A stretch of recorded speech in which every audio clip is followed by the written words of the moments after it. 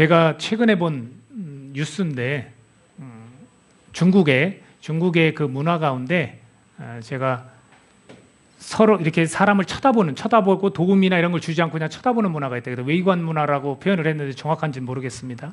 그 가운데 화면을 하나 봤는데 한 빌딩 위에 여자 청년이 떨어지려고 하는데 그걸 휴대폰으로 찍어요. 찍고 그거를 실시간에도 댓글을 다는데 얼마나 심한 댓글을 다는지 모르겠어요. 실망시키지 마라. 결심을 했으면 지켜라. 이런 내용들. 그런 내용들로 가득 찼어요. 그래서 그것이 참 큰 문제다라는 것을 뉴스에서 본 적이 있습니다. 또 하나, 외국에서 강가에서 성인 한 명이 빠졌는데 이 청소년들이 그걸 가지고 사진을 찍어요. 그리고 뭐라고 이야기하냐면 우리는 너를 구원해 주지 못한다. 우리는 너를 살려줄 수 없다. 없어졌네? 네, 돌아가자. 이런 이야기들을 그냥 올리는 거예요. 여러분도 SNS 많이 하시죠? 물론 문제가 안 되는 경우도 있지만 문제가 되는 경우도 있어요. 제가 이걸 보고 깨달은 게 뭐냐면 여러분 다른 사람의 생명을 요즘 사람들이 소중하게 여길까요? 참 문제예요. 그렇죠? 생명만큼 더 소중한 게 어디 있습니까? 생명이 그만큼 중요한 건데 하나님의 그 생명을 정말 중요시 여기는데 오늘날 사람들은 그걸 갖고 재미로 여겨요. 자기의 돈벌이나 자기의 인기로 여긴다는 거예요. 신기한 것을 찍으면 그걸 가지고 그렇죠? 자기가 드러나잖아요. 나하고는 해당 사항이 안 된다라고 생각할 수 있습니다. 그러나 하나님 나라 사람들은 이 땅이 하나님의 거룩한 땅임을 우리가 인정하는 사람들이에요. 하나님의 통치와 다스림 주권을 인정하는 사람들이에요. 그렇기 때문에 그런 악을 볼 때 우리는 마음이 떨리고 정말로 이 마음으로 하나님 앞에 간절히 기도해야 되는 그런 사람들입니다. 오늘 우리가 삶을 살면서 넘어야 될 산들이 있어요.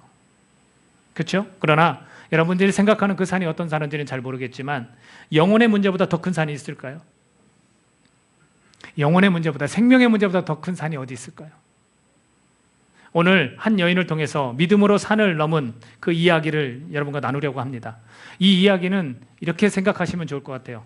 하나님 백성에게 있어서의 믿음과 그리고 하나님 백성이 아닌 하나님 나라 밖의 사람이 하나님 나라 안으로 들어오는 그것을 여러분들이 염두에 두고 말씀을 들으시면 좋을 것 같습니다. 여러분, 믿음이라는 것은 뭐냐면 행하는 거예요. 믿음이라는 것은 행하는 거예요. 그냥 내가 믿습니다 고백하면 끝이 아니라 믿었다면 발을 옮겨서 행하는 거예요. 그 믿음이라는 건 또 뭐냐? 베드로가 예수님께서 무리를 걸어오실 때 베드로가 주님을 보고 그 발을 내딛어서 무리를 걸었던 적이 있어요. 그렇다면 그게 현실적으로 가능한 일입니까? 불가능한 일입니다. 누구든 배에 있다가 배 밑에 있는 물에 발을 내딛으면 당연히 빠져요. 그러나 믿음이라는 것은 내가 이 물을 밟으면 난 안 빠지지 않는다. 이게 믿음이 아니에요. 근데 우리는 자꾸 그 믿음을 자꾸 생각하는 것 같아요. 내가 그래 주님을 믿으니까 내가 딱 발을 디디면 난 안 빠져. 이게 믿음이 아닙니다. 믿음이란 뭡니까? 그 상황 가운데 누구를 보는 거예요? 주님을 보는 거예요. 그 예수님이 걸어오심을 그분을 보는 게 믿음이에요. 빠지지 않는 거는 나의 믿음에 달려있는 게 아니라 빠지지 않는 건 예수님에게 달려있는 거예요. 아시겠죠? 이것을 우리가 행동하는 믿음이라는 것은 행동하는 것과 같다라는 것을 꼭 기억하셔야 됩니다. 기생 라합이라는 사람이 등장합니다. 기생 라합은 이스라엘 백성이 아니에요. 여리고 사람이에요. 이방 여인이에요. 거기에 정탐꾼을 여호수아가 보냅니다. 그 정탐꾼이 갔을 때 정탐꾼은 이스라엘 사람들입니다. 그렇죠? 그리고 그 뒤에 일어날 일을 조금만 말씀드리겠습니다. 여호수아가 하나님이 모세와 함께 하듯이 내가 너와 함께 하겠다라고 말씀하셨어요. 그리고 일어나는 일이 뭐냐면 강을 건넙니다. 강을 건너는데 어떻게 건너냐면 제사장들이 언약궤를 메고 발을 내딛었을 때 그 강이 물줄기가 딱 하고 끊어져요. 그리고 그 강은 만약에 강은 물이 불어났다가도 물이 줄어들 수도 있어요. 물이 잔잔할 때 조금 줄어들 때 우리가 건너자 할 수 있습니다. 근데 그 시기는 어떤 시기냐면 추수기예요. 농사철 4월입니다. 4월에는 물이 엄청 늘어난다고 합니다. 범람한다고 해요. 그러니까 누가 봐도 그건 불가능한 일입니다. 그 가운데 제사장들이 언약궤를 메고 발을 딱 내딛었을 때 그 물이 끊어졌다라고 성경은 표현하고 있습니다. 끊어지면 강물은 밑으로 흐르기 때문에 당연히 마르게 되어 있어요. 그 마른 땅을 계속해서 건너갔고 제사장들은 끝까지 언약궤를 메고 그 강물 중간에 딱 서 있었다. 이렇게 표현을 합니다. 그러면 요단강을 이렇게 건너는 거, 마른 땅으로 건너는 거, 왜 그렇게 하셨는지 아십니까? 하나님이 4장 24절에 보면 이렇게 되어 있습니다. 이는 땅의 모든 백성에게 여호와의 손이 강하신 것을 알게 하며 너희가 너희의 하나님 여호와를 항상 경외하게 하려 하심이라 하라. 그렇게 표현하고 있습니다. 그 일을 이루신 이유가 있다라는 거예요. 하나님의 손은 강합니다. 그걸 보여주기 위해서 그렇다는 거예요. 그러면 오늘 믿는 사람들, 하나님 나라 백성들은 어떻게 생각합니까? 그 믿습니다. 하나님은 강한 손을 가지신 분입니다. 우린 믿습니다. 이렇게 고백할 수 있어요. 그뿐이 아니에요. 그뿐이 아니라 여리고성을 무너뜨린 이야기를 여러분은 잘 알고 계실 겁니다. 7바퀴를 돌아요. 마지막 날은 그냥 그 자리에서 하루하루 그렇게 돌았을 때 마지막 날 나팔을 부르며 소리를 질렀을 때 성은 무너졌어요. 그리고 이스라엘 백성은 쳐들어갔습니다. 그리고 라합이라는 여인의 집만 건드리지 않았어요. 구출됐습니다. 그러면 우리 하나님 나라 백성들은 어떻게 생각합니까? 믿습니다. 믿습니다. 하나님의 이런 놀라우신 일을 우리는 믿습니다. 전쟁의 싸움은 누가 주관하십니까? 하나님이 하시는 겁니다. 우리는 그렇게 말할 수 있어요. 근데 이 사실을 만약에 여러분 주변에 계신 하나님 나라 밖에 계신 분들에게 여러분이 이야기를 한다면 그분들은 이거를 받아들이겠습니까? 여러분 주변에 있는 가족에게나 누구한테 얘기해 보십시오. 뭐라고 이 답변을 할 건지. 말도 안 되는 소리. 설화. 지어난 얘기 아니야? 자기들 믿으려고 지어난 얘기 아니야? 이렇게밖에 이야기할 수 없을 겁니다. 그런데 라합은 그렇지 않다라는 거예요. 하나님 나라 밖의 사람이 안으로 들어오는 것을 우리가 한번 보려고 합니다. 그 중에 한 사람 라합을 여러분께 이야기를 들려드리려고 합니다. 훗날 라합은 예수님의 계보에 올라갑니다. 예수님이 성령으로 인해서 잉태됐지만 그 계보, 유대인들이 좋아하는 그 계보를 따르면 라합이 그곳에 포함되어 있고 가깝게는 다윗 왕 아시잖아요. 이스라엘에서 가장 위대한 왕이라고 하는 그 다윗 왕, 그 다윗 왕의 고조 할머니입니다. 고조모예요. 이방 여인이었지만 어떻게 이런 영광을 누리게 되었을까? 첫 번째로 우리가 살펴볼 것은 그 여인은 지혜롭게 대처했다는 거예요. 지혜롭게. 여기서 지혜는 좀 나눠집니다. 여러분 일반적인 지혜를 제가 말씀드리겠습니다. 이 정탐꾼들을 숨겼다가 보낼 때 라합이 뭐라고 했습니까? 산으로 가서 사흘 동안 숨어 있다 가라. 왜냐하면 지금 나가면 마주칠 수도 있다라는 거예요. 지혜롭지 않습니까? 지혜롭죠. 정탐꾼들에게 이런 조언을 해줄 수 있다는 거. 이게 얼마나 지혜로운 여인의 모습. 이건 일반적인 지혜예요. 그렇다면 제가 말씀드리고 싶은 또 다른 지혜가 있는데 그것은 오늘 이야기의 핵심적인 그런 부분입니다.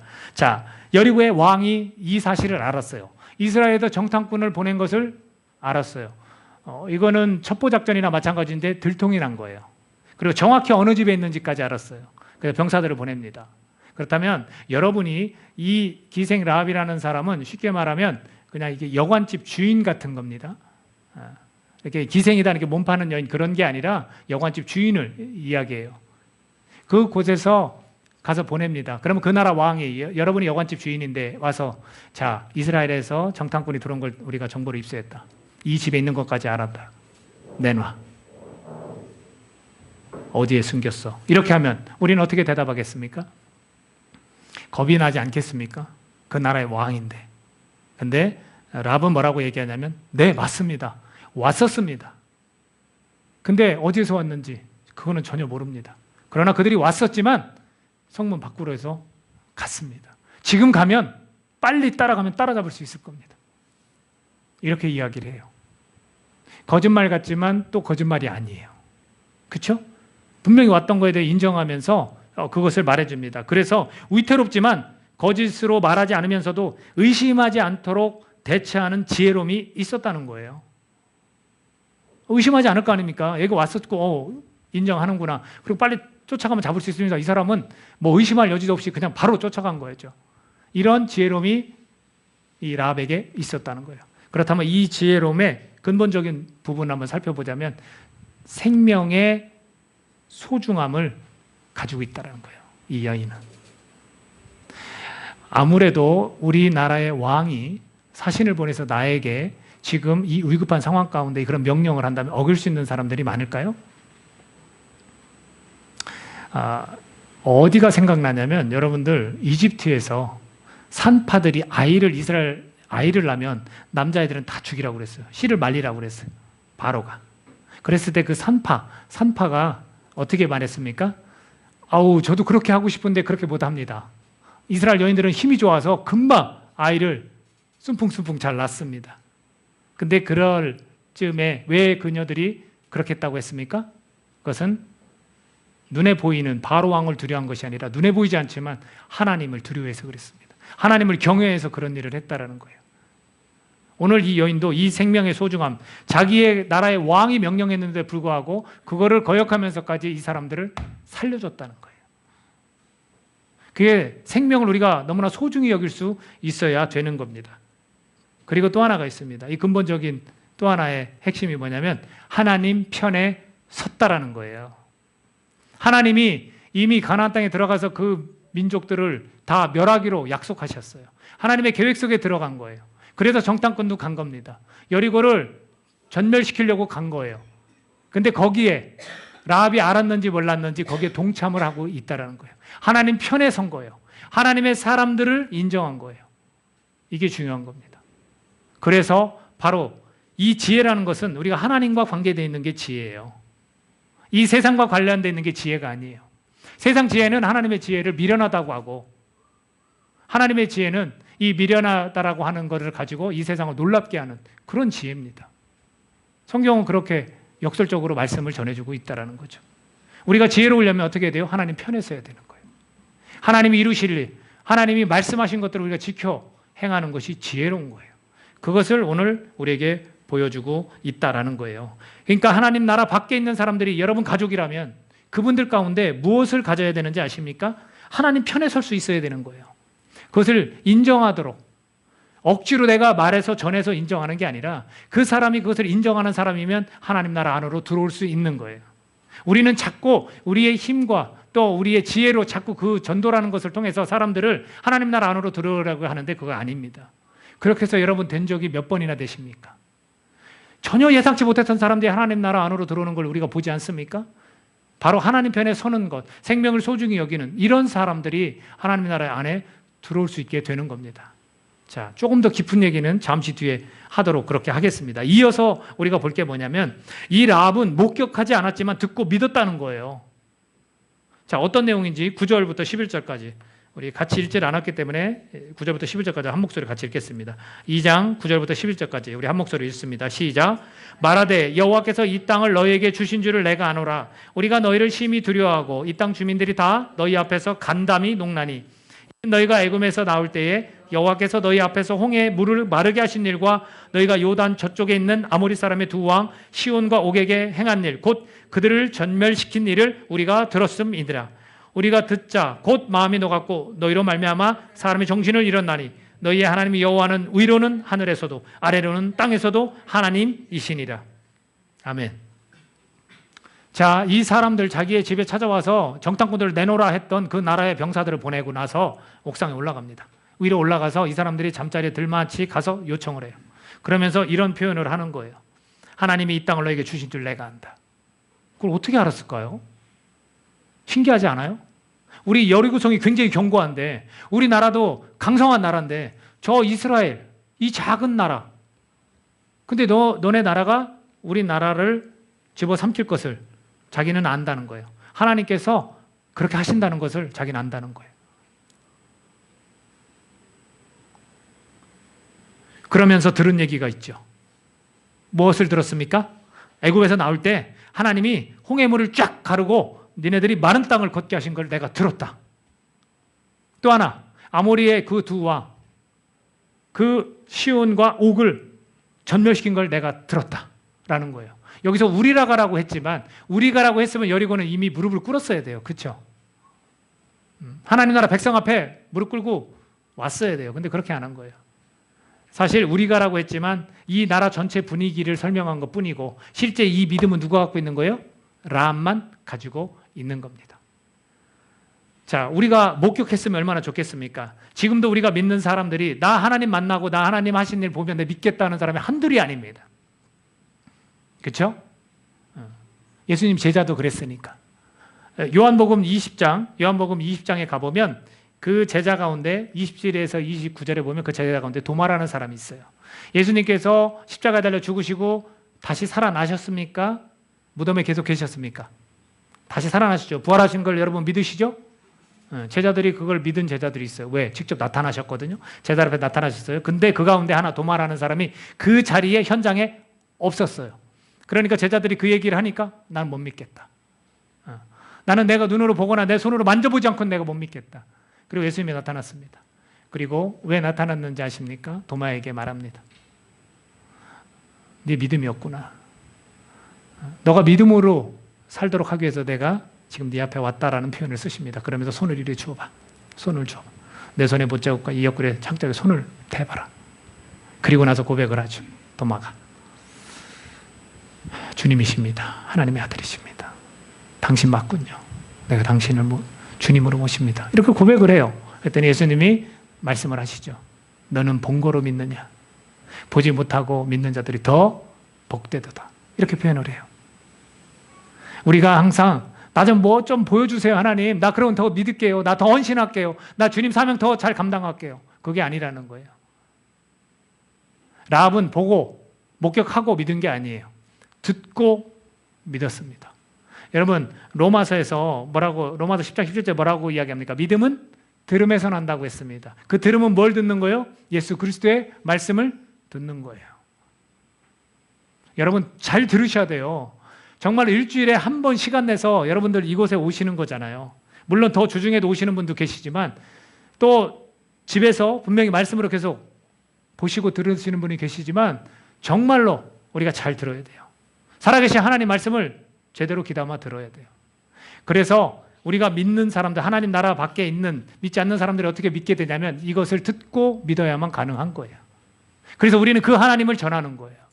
그 하나님을 전하는 거. 하나님이 어떤 분이신지 우리 믿잖아요. 요단강을 건너게 하시고 여리고성을 무너뜨리는 걸 우리가 믿잖아요. 그러면 그 믿는 사람의 고백이 다른 믿지 않는 사람들에게 들려줘야 되는 거예요. 그러면 그 들려지는 사람들 중에 오늘 말씀드렸지만 그걸 받아들이면 그 사람은 하나님 나라 안에 들어올 수 있습니다. 그러나 그것을 거부하면 억지로 되는 게 아니라는 거예요. 그래서 그 영혼을 두고 우리가 계속해서 기도하는 거예요. 하나님의 능력을 라합은 믿었던 거예요. 그리고 그 믿음 가운데 사모함이 있었어요. 하나님이 분명히 그렇게 하실 것이다. 이스라엘 백성에게 이 땅을 주실 것이다.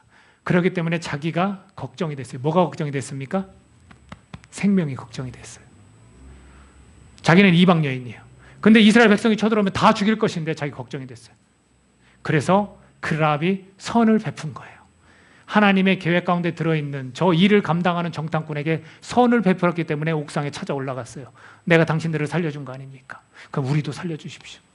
그 말이 왜 나왔을까라는 거죠. 내 생명이 누구에게 달렸다는 거예요? 하나님께 달린 거예요. 하나님은 반드시 실행하신다는 거예요. 하나님을 나도 믿기 때문에, 들어서 나도 믿기 때문에 나는 살 수 있다는 거예요. 여러분 믿으면서 사는 거예요. 우리가 하나님을 믿어야 사는 거예요. 그래서 가서 부탁을 합니다. 그래서 누구를 부탁을 합니까? 아주 적극적으로 요청을 하죠. 12, 13절에 보면 그러므로 이제 청하노니 내가 너희를 선대하였은즉 너희도 내 아버지의 집을 선대하도록 여호와로 내게 맹세하고 내게 증표를 내라.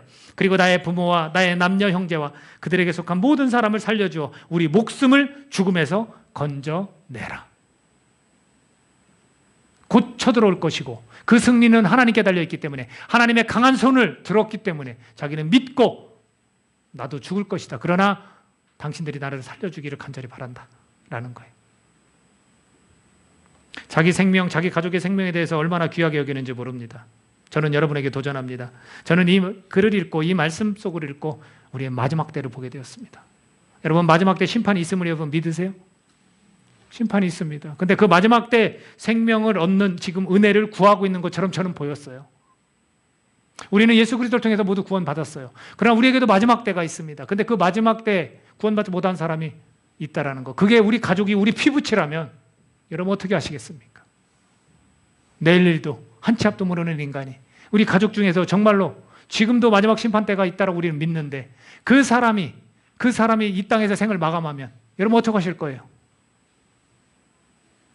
여러분이 그 생명에 연장할 수 있는 힘이 있습니까? 모르는 거예요. 오는 건 순서가 있다지만 가는 건 순서가 없다고 않습니까?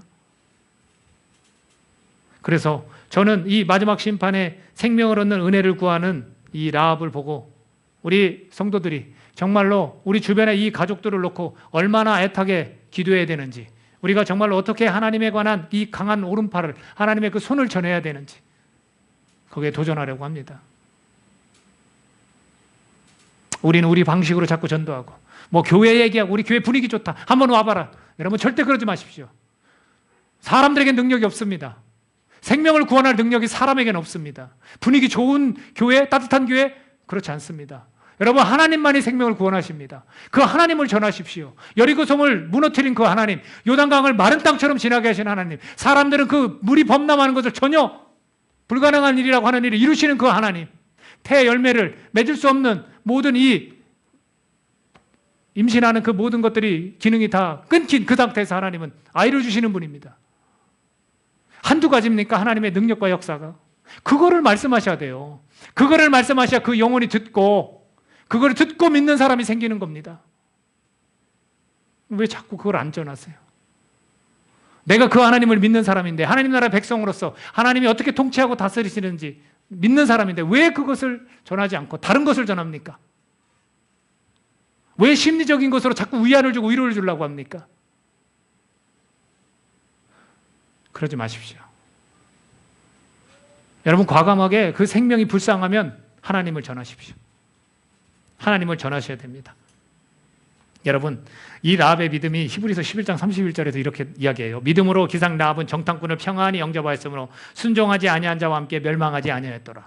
순종하지 않으면 멸망하는 거예요. 순종하면 멸망하지 않는 겁니다. 우리가 우리 주변에 있는 믿지 않는 하나님 나라 밖에 있는 사람들에게 하나님 말씀을 전했을 때 순종하면 그들은 멸망하지 않습니다. 그러나 그들이 순종하지 않으면 멸망하게 되어 있는 거예요.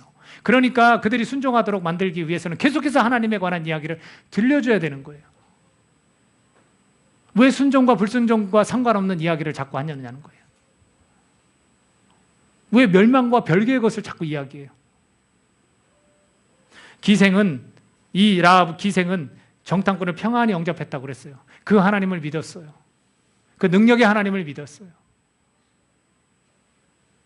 우리가 그 하나님을 믿는다면 우리도 평안한 마음으로 그 하나님을 그냥 전하시면 돼요. 그 하나님 편에 서라고.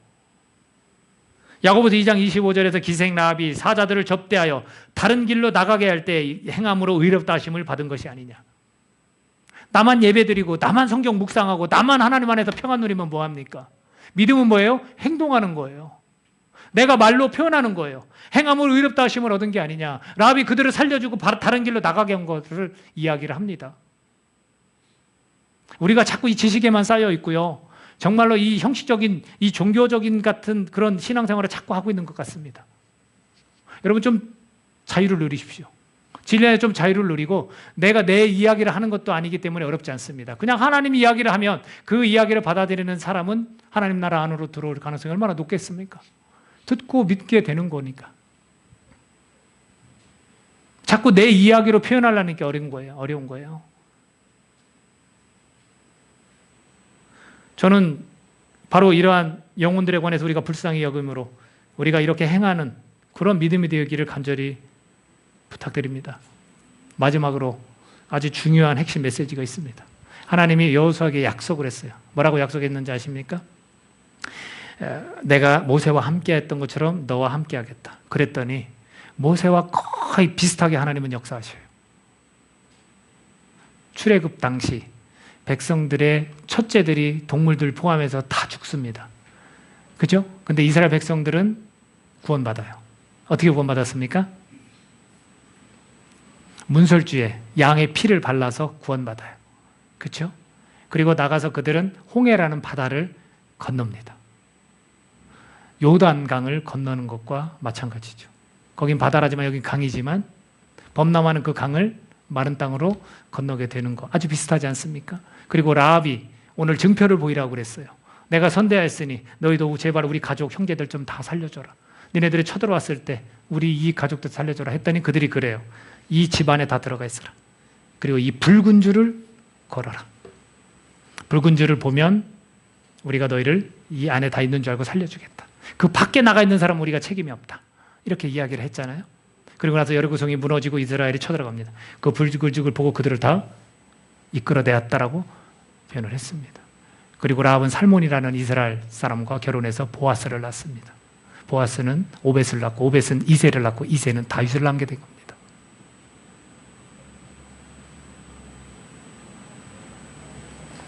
모세 유월절 어린 양의 피라고 할 수 있는 그 양의 피를 문설주에 발라서 구원받은 것. 그리고 이 붉은 줄로 구원을 받은 것. 그리고 신약시대에 와서 예수께서 홍해를 가르고 요단을 가른 것처럼 죽음을 갈라서 부활하셨어요. 무덤을 갈라서 부활하셨어요. 그리고 나서 예수님의 피로 구원을 받게 됩니다. 다 같지 않습니까? 이게 신학적 메시지예요. 성경에 아주 중요한, 하나님이 정말로 가장 중요하게 여기는 이 구원의 드라마. 오늘 이것을 우리가 보는 겁니다. 양의 직접 잡은 피, 이 붉은 줄, 예수님의 피. 다 구원하시기 위해서. 하나님이 생명을 얼마나 귀하게 여기시는데, 이 시대가 그런 생명을 하찮게 여기는 이 시대 가운데 우리 그리스도인들이 해야 될 사명이 뭡니까? 심판이 있다라고 믿는 우리가 해야 될 일이 뭡니까? 우리 가족들 불쌍하지 않습니까? 내 옆에 있는 사람 불쌍하지 않습니까? 우리 동료들 불쌍하지 않습니까? 이 일들을 오늘 우리가 해내야 된다는 겁니다. 여러분, 믿음은 뭡니까? 영원한 생명을 얻는 일이 믿음 아니겠습니까? 우리가 이 믿음으로만 가능한 거예요. 우리가 듣고 믿는 자들로서, 하나님 나라 안에 사는 백성들로서 이 믿음을 가지고 하나님이 어떤 분이신지를, 하나님이 어떤 계획을 가지고 계신지를 이 성경에서 아주 핵심적으로 말하는 이 이야기들을, 이 진리들을 우리가 전하면서 행동으로 보여줘야 되는 사람들이라는 것. 저와 여러분이 깊이 있게 깨닫는 그런 시간 되기를 간절히 바랍니다. 같이 기도하겠습니다. 여러분, 믿음으로 이 산을 넘은 이 여인입니다. 라합은 자기 그 여리고성이 견고한 줄도 알고 이 현실을 볼 수 있는 그런 여인이기도 합니다. 그러나 살아계신 하나님의 능력을 귀로만 듣고 믿었던 여인입니다. 그래서 자기의 모든 가족들을 구원했습니다. 오늘 우리가 예수 그리스도를 믿는 자들로서 영원한 생명을 우리 가족들, 우리 주변에 있는 형제 자매들에게, 우리 친척들에게 그것을 전해야 되는데 우리가 그러지 못하고 있습니다. 우리가 마지막 때가 있다고, 심판이 있다라고 그렇게 고백하면서도 우리가 그 은혜를 구하지 못하고 있습니다. 여러분에겐 생명이 얼마큼 중요합니까? 정말로 영원한 생명이 있음을 믿으십니까? 그렇다면 우리 피부치들과 내 주변에 있는 죽어가는 영혼들을 하나님의 심정으로 우리도 볼 수 있어야 되지 않겠습니까? 하나님의 이 놀라운 구원의 드라마에 우리도 하나님이 써주시려고 우리를 부르시지 않았습니까? 우리가 하나님 앞에 정결한 도구가 되어 바로 이러한 영혼들을 사랑하고 영혼들에게 이런 하나님의 능력을, 하나님의 살아계심을 전하는 우리가 되겠다고 우리가 결심하며 이 시간 하나님 앞에 간구하는 시간을 갖도록 하겠습니다. 같이 기도하겠습니다. 하나님.